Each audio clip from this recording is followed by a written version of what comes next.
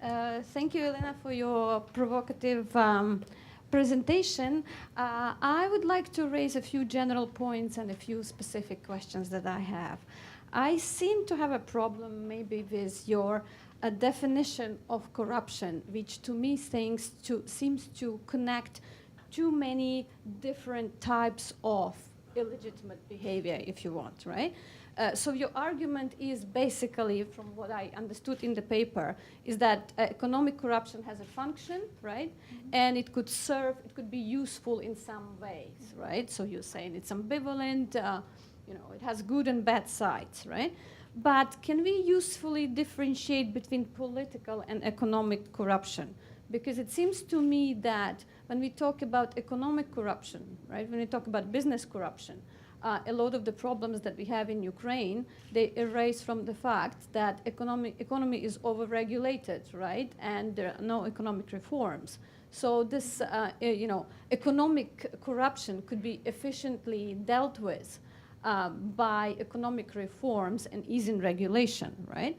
Whereas we also have a different type of corruption that is now more of the interest to Ukrainian society, and that's the question of political corruption. And you referred to it in your presentation by talking about political leaders, right? And the question here is that for Ukrainians now, the question of this fight in the political corruption is a question of social justice, right? So from the second Maidan, it started, one of the slogans was "Hedge cortege," right? Down with the motorcades, and people were protesting against, all the leader Azarov and Litvin going on the streets and blocking the traffic and overusing their position, right? Because they could use these resources. And Yatsenyuk, when he became a prime minister, he knew better that in order to show off, he had to take an economy class flight rather than, use cortege, right? Mm-hmm. So the question became a question of came to the forefront of political life in the last year in Ukraine. And there were a lot of developments, as you all know. We created this Anticorruption Bureau, right? Natalka, maybe let's let Elena. So let me just wrap up the first question then, okay? So the question basically is not your definition of corruption too broad?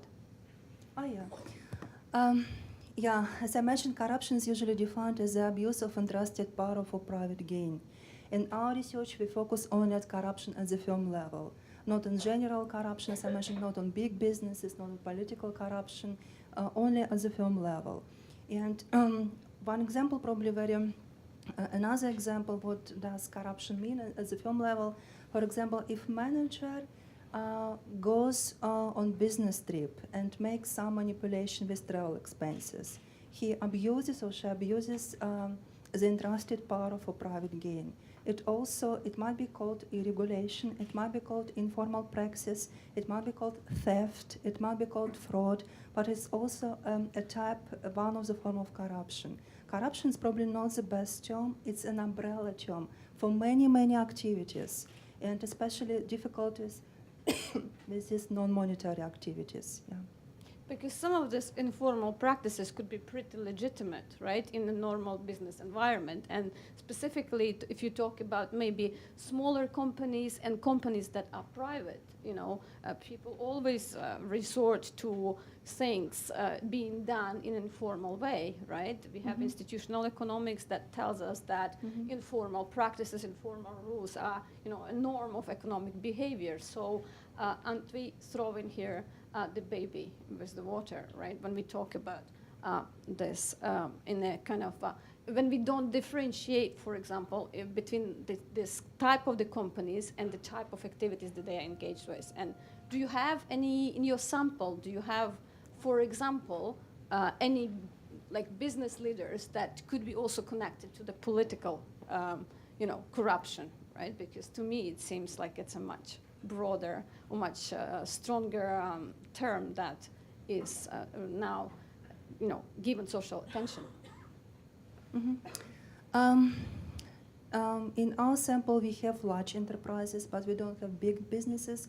Large enterprises with amount of people of about 1,000 or a little bit more than 1,000 people, but not really big businesses. We made this research in 2013, and we include all regions. We included all regions, and for us, it was very important to compare all of these regions. And big businesses are located in the eastern part of Ukraine.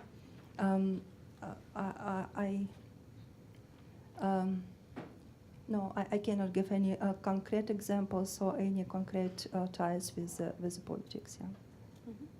Am I allowed one more question? Of course. Yes. And your other point in the paper, which seemed to be very well demonstrated, right? You're talking about how all the actors are used to this corruption, right? So you give an example of this business leaders, but you also talk about general population who say that, you know, all corruption is just part of our tradition. We should just deal with it, right? And then you give this example of young people, you know, cheating at the exams in the end of your paper.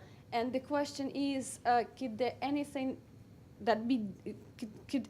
be done to basically change this culture, and how do we approach this? Or you don't have a suggestion for that?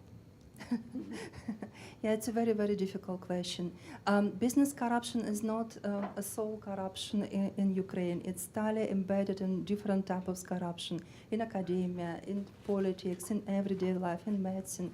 Yeah, it's difficult to fight against corruption. I think it's very important, especially in endemic corrupt environments, to understand, to acknowledge this problem and start to work on this in order to mitigate, to reduce a little bit corruption. But I think it's very difficult to fight against corruption in an endemically environment. Yeah. I'll ask you also a question while all the others think about and trying to find questions. I had a sense of kind of hesitation in your paper, and my question would be about your perspective. Because you have this policy perspective, I think, and in the conclusions, you were really in this perspective, how to combat corruption, actually fight corruption. And you have references to Transparency International, which is also kind of policy normative point of view on corruption.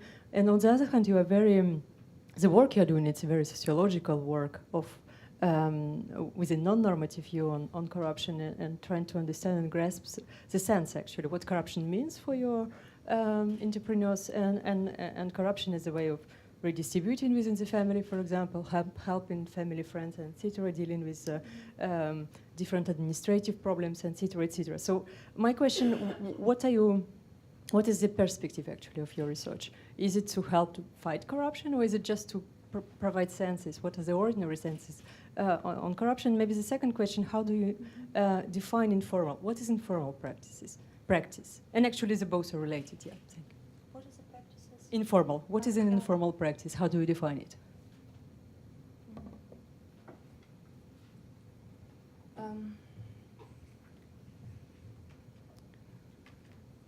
One of the main goals of our research is to try to understand why general manager uses practices and how do they justify, and probably help them to fight against or reduce corruption within their companies if they want to do it.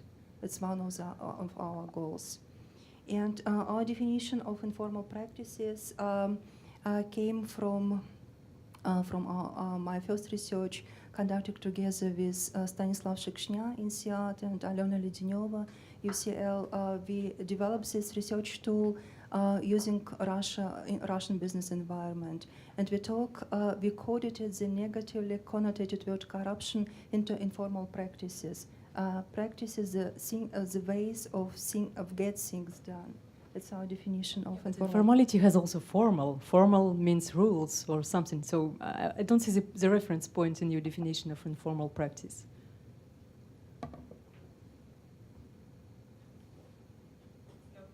Yeah. Do you see my point? No. It's not just get things done, but get things done by maybe by passing rules, or what informal? It's in relation to something. You have a reference point, and I don't see the reference point for your practices, the practices you described. That's why my question about informality.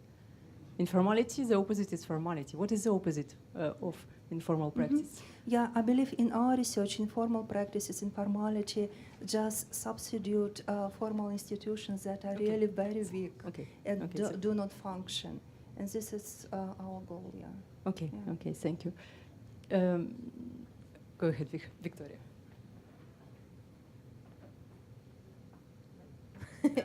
Oh yes, no. My question would be, if we are asking about solutions, did you had a chance to look at new institutions? Because you might have old institutions which were embedded in corruption and they are continuing to do this, and new businesses and new firms. Are there different levels of corruption between old and new, or it's the same?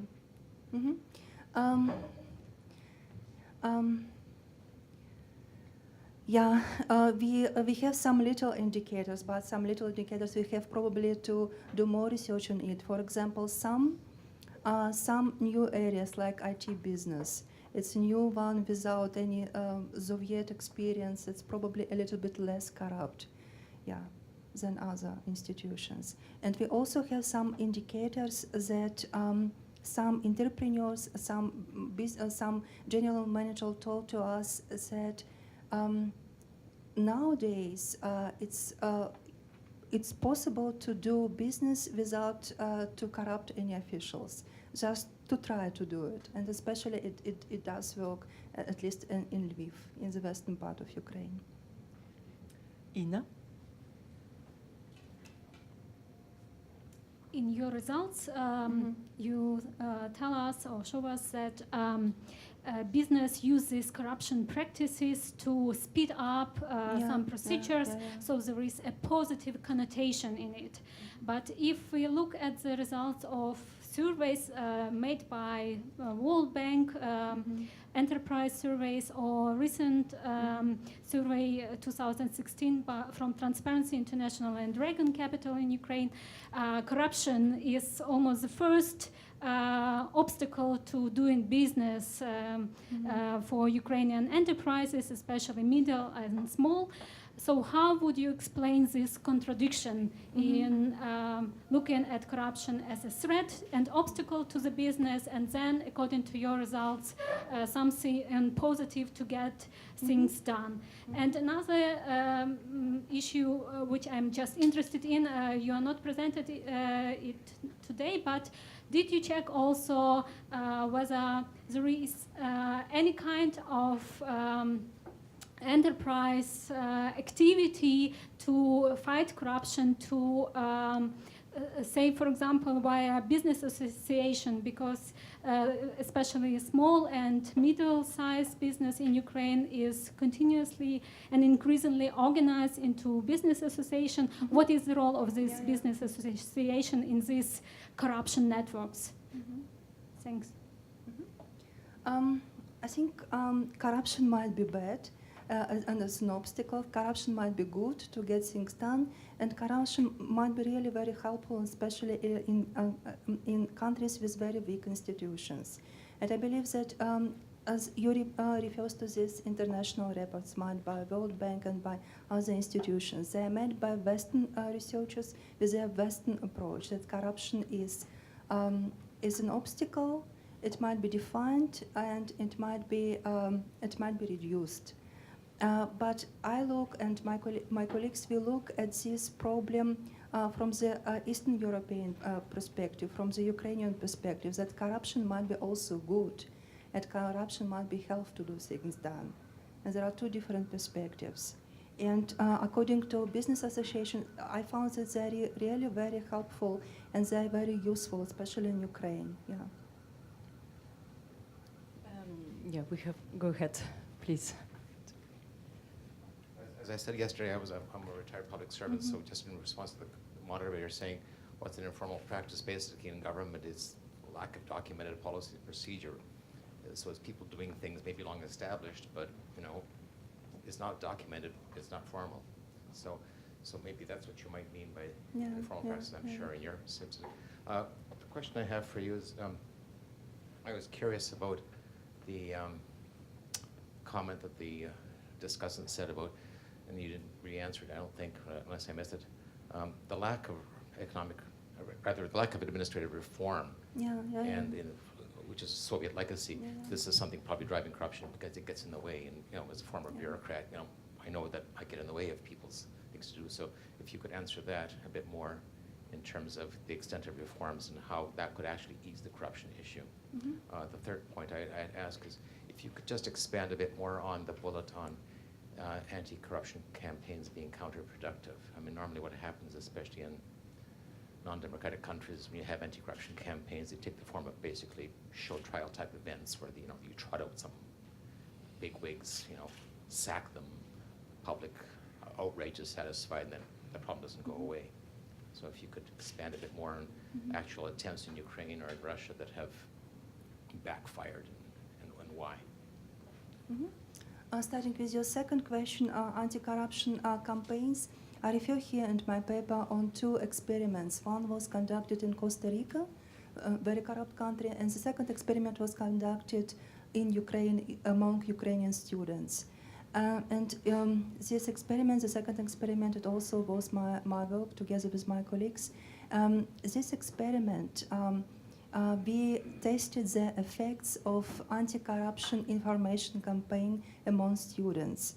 And we have several results. And one of these results was shown that young people without corrupt experience in academia learn about new corrupt techniques from our information campaigns.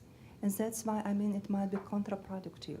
It might have opposite effect. And they also learn that if everyone around them are corrupt, they are also might be corrupt. It's allowed to them to be corrupt. If there are also different experiments showing that if people believe that everyone corrupt, it can be justified their one corrupt behavior. And about regulation, yes, as I mentioned, especially about small businesses and medium-sized companies, I believe the new regulation should give them more incentives not to hide their taxes, and that's hence they will employ their people not off the books. They will employ them legally, and in a long-term perspective, it will be much more better for their employees to be employed in a legal way. We have a question, same row, but on the other side. Thank you. Thank you very much for your very academic summary of the issue. But I'm reminded of the old expression which came to me from an elderly lady that I met who worked basically in the warehouse of a factory that made vodka in Chernihiv Oblast. And she said, "Ne kradeš, ne proživeš." If you don't steal, you won't survive. So my question is, how does the situation now compare to the experience of Soviet times? Because I lived and worked in both environments, in Moscow and then later in Kiev after independence. And this ties a bit with what my friend asked with the Soviet legacy, although I suppose it's a Tsarist legacy as well. But how does what is happening now compare in scale and content to what had been in the past? So I'd appreciate some comments on that.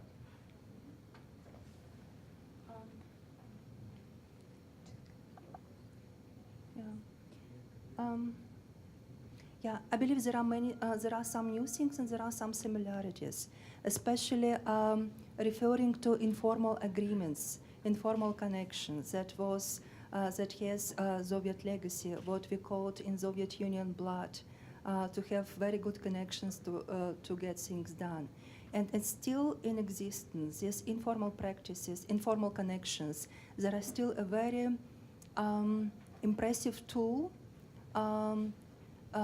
to get things done, to do the business. They are still in existence. For example, in our first data set, we compared different regions, and in these different regions, we found that there are differences in terms of corruption comparing to regions. We found that, for example, the western part of Ukraine and the south part of Ukraine is less corrupt than the eastern part of Ukraine. Yeah, it's what one of the findings. And the second finding was that one of the frequent anti-corruption strategy used in the western part of Ukraine is to work with third parties on difficult issues. It means that corruption in the West might be outsourced. Yeah, it's one of the. Thank you very much for your presentation. I have one quick question and then one more substantive question. The first is about your methodology, and if you could just clarify, was this through survey or through interviews? The second question, which probably depends slightly on the first, you mentioned that part of the goal of the research was to understand whether some of these actors wanted to combat corruption in their particular firms, and if so, to kind of help them, set them up to do that and provide them with a little bit more of a baseline of information to do so. So my question is, to what extent did you see that desire? And if you did see the desire to eliminate corruption in individual firms, did you see any distinctions between the reasons? Did you see regional differences? And how can that possibly be the case if the whole system is sort of against those individuals that might want to combat it just in that one specific context? Yeah, Thank to you. the methodology, it was face-to-face interview in both cases. It was very important for us also to have some comments from the field, Yeah. As for the wish of companies to combat corruption, they think about it, but probably not in a short-term perspective. Probably in the middle-term perspective. In the short-term perspective, they need to survive. Yeah, it's probably one of the findings that we see. Yeah. Yes, I'm the retired farmer, but I also worked in the Department of Agriculture, and I'd like to address to you and suggest to you, what do you think of this practical thing that we used to have in Canada? And I'm pretty sure Dominique remembers this well. We had a satire publication called Frank, excuse me, that used to expose corruption over there. But also, the example I'd like to cite to you, it was when we got what I'd say is a corrupt deputy minister into our department who knew nothing about agriculture. We called him the second coming of Stalin because he ruined our department. But anyways, we had this, before he came to our department, our department was never in this publication. When he came into our department, we had an article in this almost every publication which came out twice a month. So I was just wondering, have you ever thought about in places using a campaign such as that of a satirical publication? It was very interesting to read. At least over at the Department of Agriculture, we knew that we were not taken for fools by this corrupt deputy minister, and who brought in all his friends. And you said that nepotism is corruption, and he brought in so many people that knew nothing about agriculture, and that was what the bad thing was about our department, because we used to have a very good department. We had a minister of agriculture who put agriculture and our department on a very high world scale. Thank you. Yeah, thank you very much for your recommendation. We will think about it. Yeah. Hi, Elena. Thank you very much. It's a very, very timely topic. Finally, we have something really timely to think about. Did you cover anti-money laundering efforts? Do you see it as a part of corruption? Because this is a big, big issue currently discussed, for instance, in Canada, when there is a discussion about making the beneficial ownership, public. The list of all of those people who try to shell, try to actually be anonymous, to make this information public. This is a big thing. And also, do you follow the U.S. efforts trying to actually eradicate corruption? They're a big act on this issue, so just wondering about you. Thank you. Yeah. Just can you, the mic here, it says draw.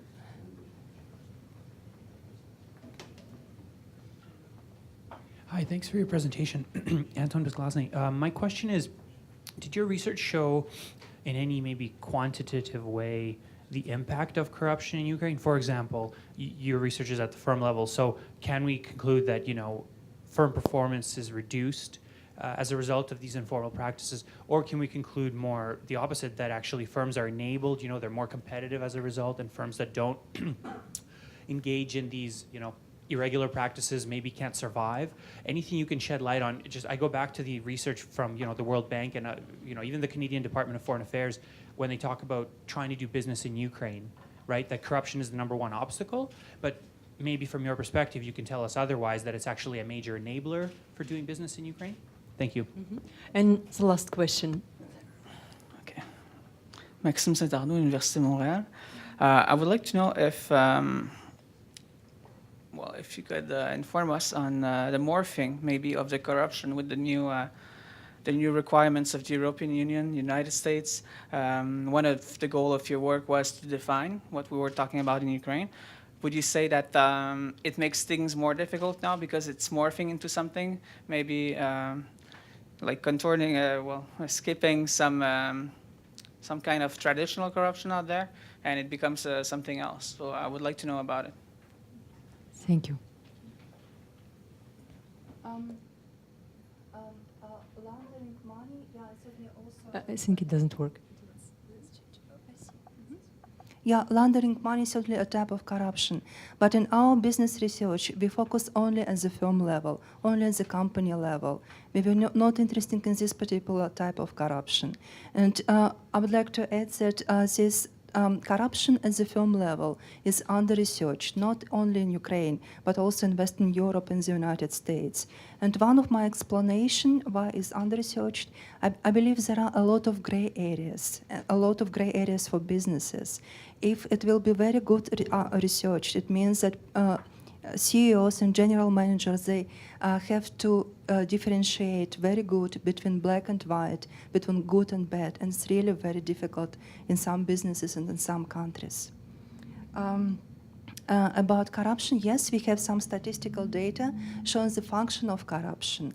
One of these results is that corruption is not an obstacle for these companies, but we're talking, in our first data sample, we have domestic companies and foreign companies. And corruption certainly would be a problem with foreign companies working in Ukraine. And we believe that it's not a problem for Ukrainian companies, domestic companies, because they grew up in this system. They know how to deal with this system. This is a part of their system. It's not an obstacle for them. Yeah. And about general corruption, we now do a lot of research, not only on business corruption, but also on corruption in general public, everyday corruption, and also a lot of research on corruption in higher education. And the results are really very dramatic. Corruption in higher education, it's not only bribes to get a good mark or preferential treatment. There are also a lot of cheating, a lot of plagiarism, and it's really a big problem. But I believe young Ukrainian people do this corruption at university not because they're bad or university is bad. I believe the main problem, the systematical problem, the problem of the system, especially, for example, in higher education, the problem is massification of higher education. For example, in Ukraine, about 80% of young people, 80% of young people go to university and finish the university on time. It's a huge amount. For example, comparing to Switzerland, we have about only 30% of young people go to university. Yeah, we can discuss about it.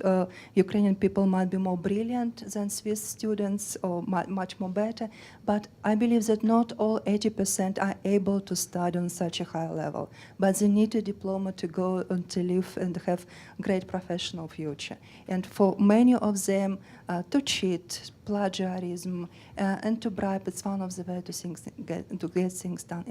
I believe this is a huge problem, yeah. Let's thank you, Elena.